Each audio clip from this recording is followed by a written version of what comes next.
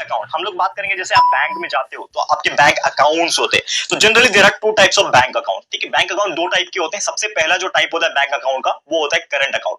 तो current account मतलब क्या होता है? एक ऐसा अकाउंट होता है जिसमें आप जो मनी होती है आपकी, जो पैसे जो आप डिपॉजिट करते हो या फिर निकालते हो, विड्रॉ जो करते हो, वो बहुत बार कर सकते हो और इसका कोई एक लिमिटेशन नहीं होता है कि आप कितना चाहे आप उसके अंदर पैसा रख सकते हो, कितना चाहे आप पैसा निकाल सकते हो, कितने बार भी डाल सकते हो, कितने बार भी निकाल सकते हो। That is the exact meaning of current account. Current का मतलब क्या होता है? कुछ चीज करंट है, यानी कि कुछ रनिंग है।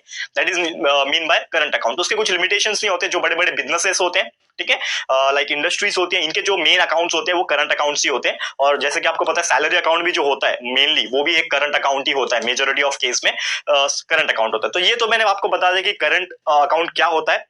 और आप पूरे दिन में या फिर पूरे मंथ में कोई भी लिमिटेशन नहीं होता, कितने बार भी पैसे डिपॉजिट कर सकते हो, कितने बार भी आप जो पैसे है उसको निकाल सकते हो। तो ये तो हम बात कर ले दोस्तों करंट अकाउंट की। अब थोड़ा सा बात कर लेते हैं दूसरा टाइप का अकाउंट, जिसको हम लोग बोलते हैं सेविंग्स अकाउंट। तो ये जो सेविंग्स अकाउंट है वो क्या होता है? सबसे पहले बात करेंगे सेविंग अकाउंट में। जैसे हमने आपको करंट अकाउंट में बोला कि हम लोग जो है पैसे कितने बार भी डाल सकते हैं, कितने बार भी निकाल सकते हैं, इसमें कोई लिमिटेशन नहीं होता, करेक्ट है।